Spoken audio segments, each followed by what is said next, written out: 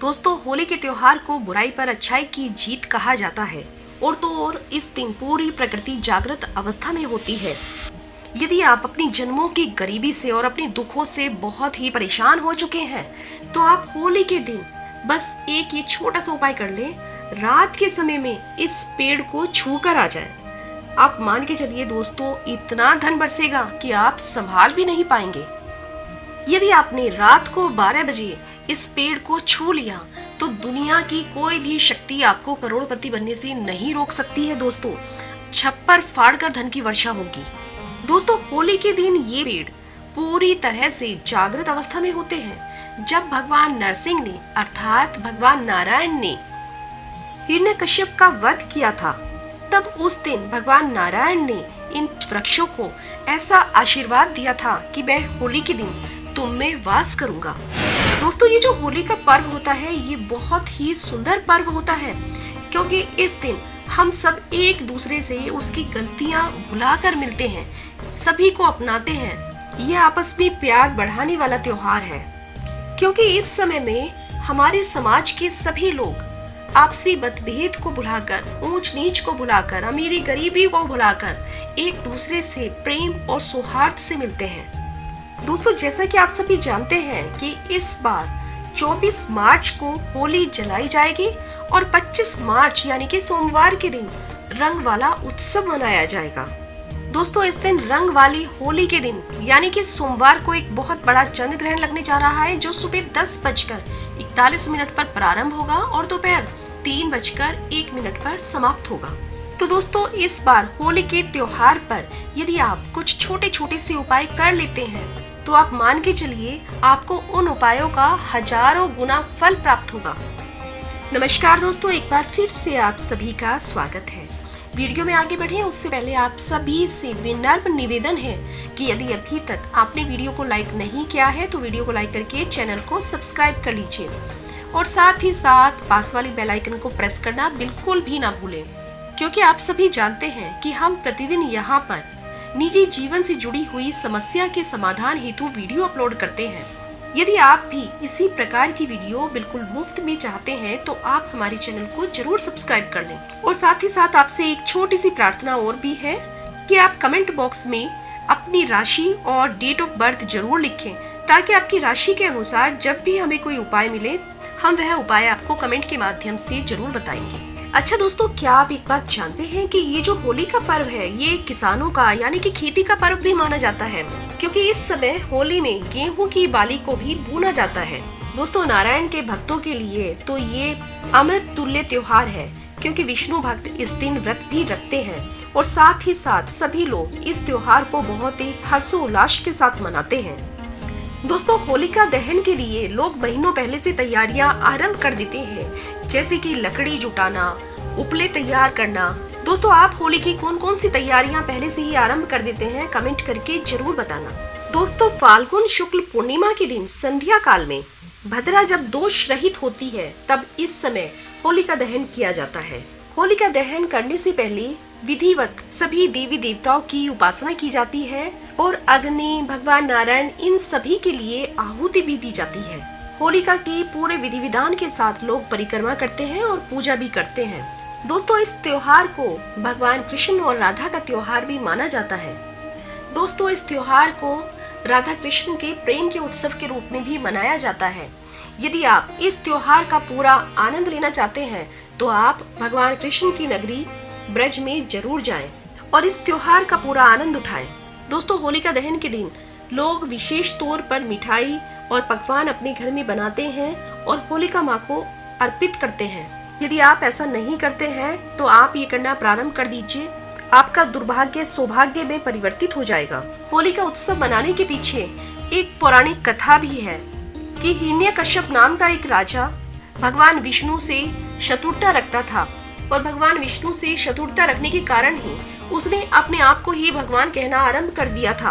वह अपनी प्रजा पे अनेकों प्रकार के अत्याचार करता था और उन सभी को यह आदेश देता था कि वह उसको भगवान माने और उसी की पूजा करें।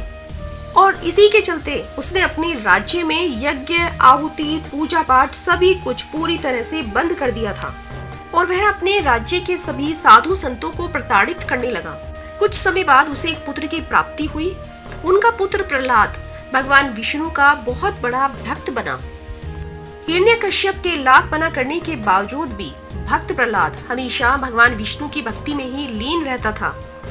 हिरण्यकश्यप ने अपने पुत्र प्रहलाद को कई बार मारने की योजना बनाई, परंतु हर बार भगवान विष्णु ने प्रहलाद की जान बचाई, जिस कारण हिरण्यकश्यप उसका बाल भी बांका नहीं कर पाया।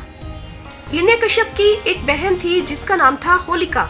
होलिका को एक वरदान मिला हुआ था कि किसी प्रकार की अग्नि भी होलिका को नहीं जला सकती है। इसी के चलते हिरण्यकश्यप ने अपनी बहन होलिका को अपने घर बुलाया। होलिका प्रहलाद को अपनी गोद में बैठाकर जलती हुई आग में बैठ गई। लेकिन दोस्तों, अचानक ही कुछ ऐसा घटित हो गया जिसकी अपेक्षा वहां पर उपस्थित किसी भी व्यक्ति को नहीं थी। अचानक से होलिका आग में जलने लगी और भक्त प्रहलाद का बाल भी बांका नहीं हुआ। उसी समय वहां पर भगवान विष्णु नरसिंह का रूप लेकर प्रकट हुए और उन्होंने भक्त प्रहलाद के पिता यानी कि हिरण्यकश्यप को मार डाला। तभी से यह होली का त्योहार बुराई पर अच्छाई की जीत के रूप में मनाया जाने लगा। दोस्तों, भगवान नरसिंह ने हिरण्यकश्यप को मारते समय अपने नाखूनों से उसका सीना चीरा था, तो इसलिए उनके नाखूनों में उसका खून चला गया था। अपने नाखूनों को साफ करने के लिए उन्होंने अपने नाखून एक पेड़ में घुसा दिए, यानी कि उस पेड़ के अंदर चुभा दिए। अब ऐसा करने से भगवान नरसिंह के नाखून तो साफ हो गए, लेकिन उस पेड़ को बहुत दर्द हुआ और वह पेड़ दर्द से कराहने लगा।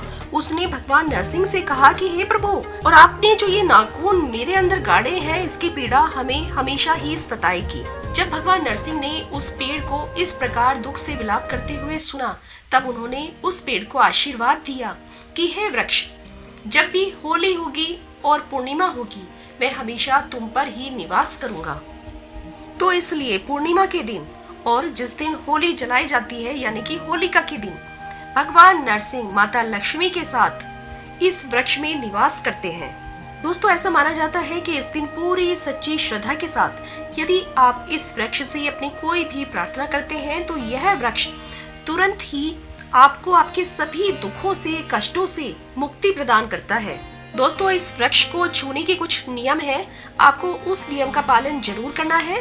वो नियम कुछ इस प्रकार है कि जब आप रात्रि के समय इस वृक्ष को छूने जाएं, तब आप अपने घर से एक लाल कपड़ा ले लें। यदि आपके पास लाल कपड़ा नहीं है तो आप कोई भी लाल रंग की चुनरी ले लें। साथ ही साथ में आपको लेना है एक नारियल और 5 बताशे। उसके बाद आप धूप दीप से उस वृक्ष की पूजा करें। फिर उस वृक्ष से प्रार्थना करें कि हे वृक्षराज, आप हमें हमारे इन कष्टों से मुक्ति दिलाएं और हमारे जन्मों की गरीबी से हमें छुटकारा दिलाएं। और इसी प्रकार से आपको भगवान नारायण और माता लक्ष्मी से भी प्रार्थना करनी है कि हे माता, हे प्रभु, आप मेरे कष्टों को हमेशा हमेशा के लिए दूर कीजिए। इस वृक्ष से प्रार्थना करने के पश्चात आप जो नारियल और बताशे लेकर गए हैं, उन नारियल और बताशों को वृक्ष को भेंट करें और उसके पश्चात आप इस वृक्ष का एक फल ले लें। वृक्ष को नारियल और बताशे भेंट करने के पश्चात आप वृक्ष से प्रार्थना करें और वृक्ष से कहें कि हे वृक्ष, मैं अब आपको छूने जा रहा हूँ और मेरे अंदर जो भी अलक्ष्मी है, आप उस अलक्ष्मी को और नेगेटिविटी को अपने अंदर खींच लीजिए और मेरे अंदर के जितने भी अवगुण हैं, उन सभी अवगुणों को समाप्त कर दीजिए और मुझे ऐसा आशीर्वाद दीजिए कि मैं अपने जीवन में सदैव तरक्की करता रहूं। माता लक्ष्मी का मेरे घर में स्थायी रूप से निवास हो।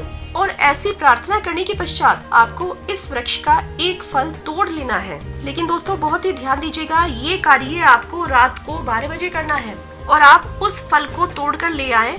आप उस फल को तोड़कर सीधा अपने घर पे ले आए और उस समय ये ध्यान रखिएगा कि आप ना किसी से कुछ कहें और ना ही पीछे मुड़कर देखें। चुपचाप अपने घर में रात को इस फल को लेकर आ जाएं और इस फल को अपनी धन रखने वाली जगह यानी कि अपनी धन पेटी में रख दें। दोस्तों, ये वृक्ष है गुल्लर का वृक्ष। इस वृक्ष के बारे में मैं आपको अनेकों बार बता चुकी हूँ कि गुल्लर का वृक्ष एक बहुत ही अद्भुत और चमत्कारी वृक्ष है। यदि आप गुल्लर के वृक्ष से संबंधित और फायदे जानना चाहते हैं तो आप चैनल पर जाकर अन्य वीडियो भी देख सकते हैं, जिसमें मैंने गुल्लर के वृक्ष के और भी अचूक उपाय बताए हैं। तो इस बार की होली पर आप भी गूलर के वृक्ष को छूकर आइए और अपने सभी प्रकार के कष्टों से मुक्ति प्राप्त कीजिए। आप सभी को होली की बहुत बहुत शुभकामनाएं। यदि आपको दी गई ये जानकारी पसंद आई है तो वीडियो को लाइक करके चैनल को सब्सक्राइब कर लीजिए। आपसे पुनः भेंट होगी। धन्यवाद।